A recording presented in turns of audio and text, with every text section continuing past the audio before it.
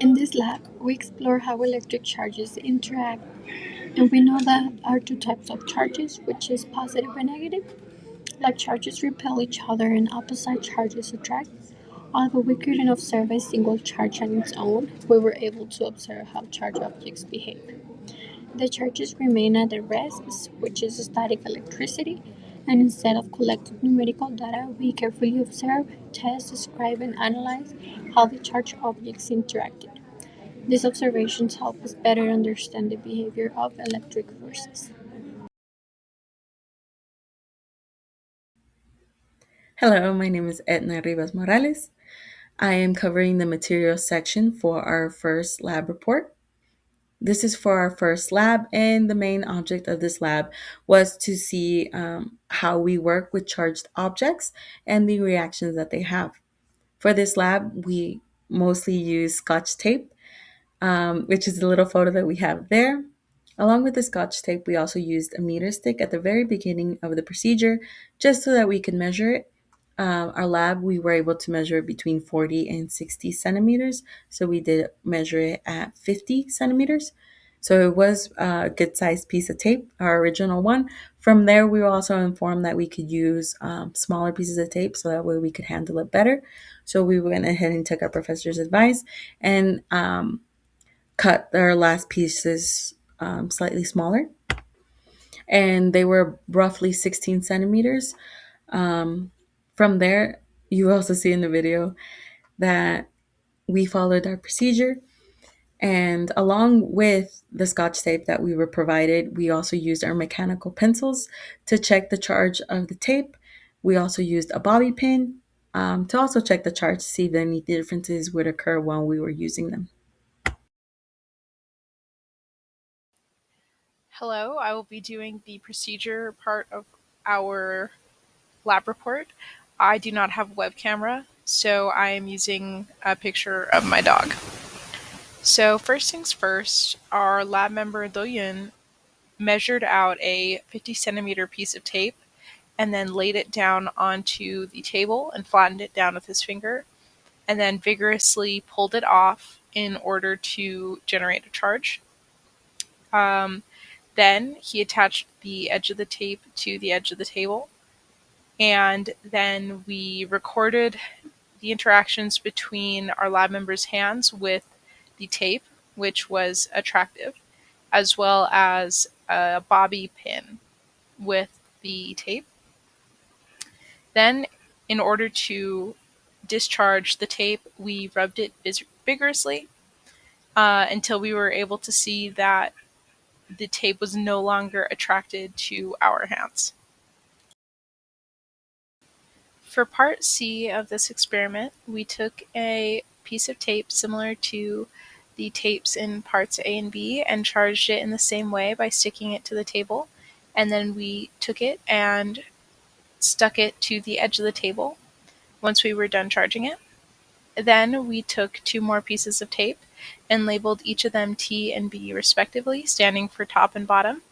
The top tape was placed down onto the table and charged, as what and the bottom tape was placed on top of it and charged.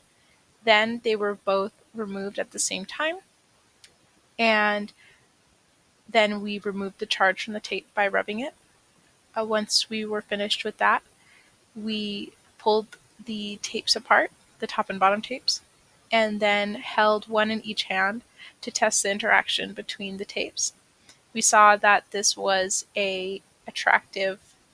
um, an attractive force.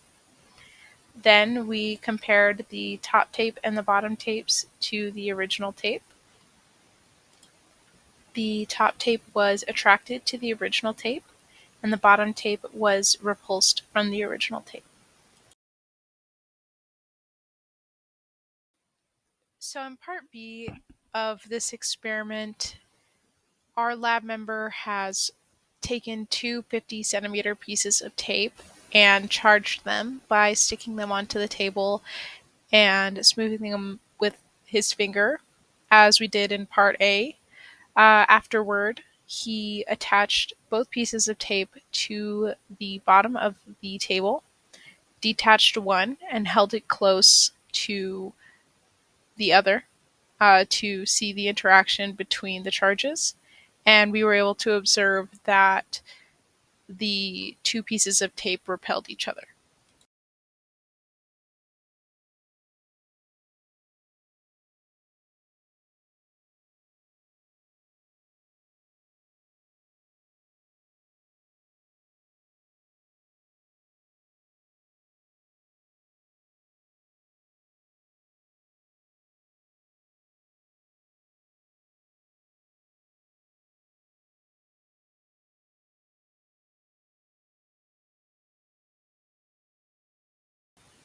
For part C of this experiment, we took a piece of tape similar to the tapes in parts A and B and charged it in the same way by sticking it to the table.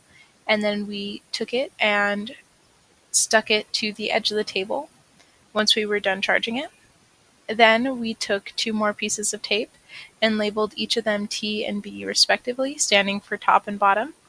The top tape was placed down onto the table and charged as what, and the bottom tape was placed on top of it and charged.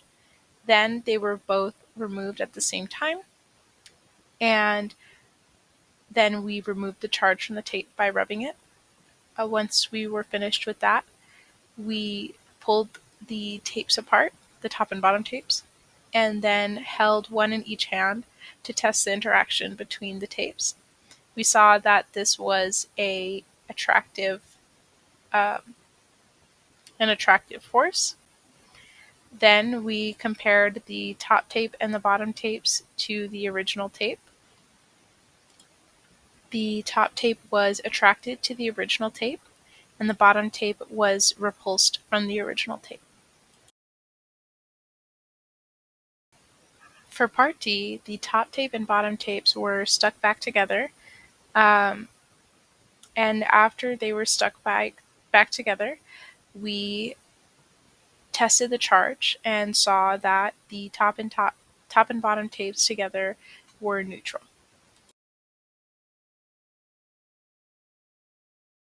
The effect in which a tape or any dielectric materials, like the table, gets charged or discharged due to the transfer of electrons after the contact with another dielectric material is called triboelectric effect or the triboelectric effect. But then why did the tape get the charge, not the table? Well, there are two main reasons as to why that happened. First, the long polymerized dielectric materials, like tape or adhesives, like the tape adhesives or PVC pipes, tend to attract electrons more relative to other dielectric materials. Another reason is that the adhesive itself forms a temporary bond to another surface via van der Waals effect, or hydrogen bonds in a broad sense. And when pulled off vigorously, some of the microscopic structures of the table were pulled off along with the tape, in which the tape effectively gaining the electrons and the negative charges. As mentioned, when being vigorously pulled up, the electrons are transferred from the table to the tape. Furthermore, when two tapes were stuck together, the transfer of electrons occurred again, leading to the net gain of electron on one tape and net loss to the other.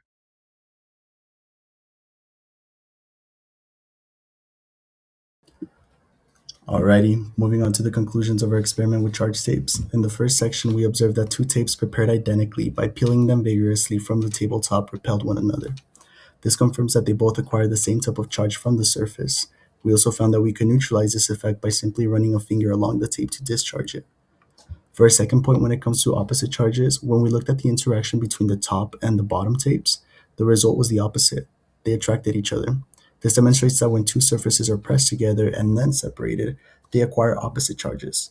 This is further proven by the fact that the top tape and our original tape showed different interaction patterns. Finally, when we recombine the top and bottom tapes, the system returned to a neutral state.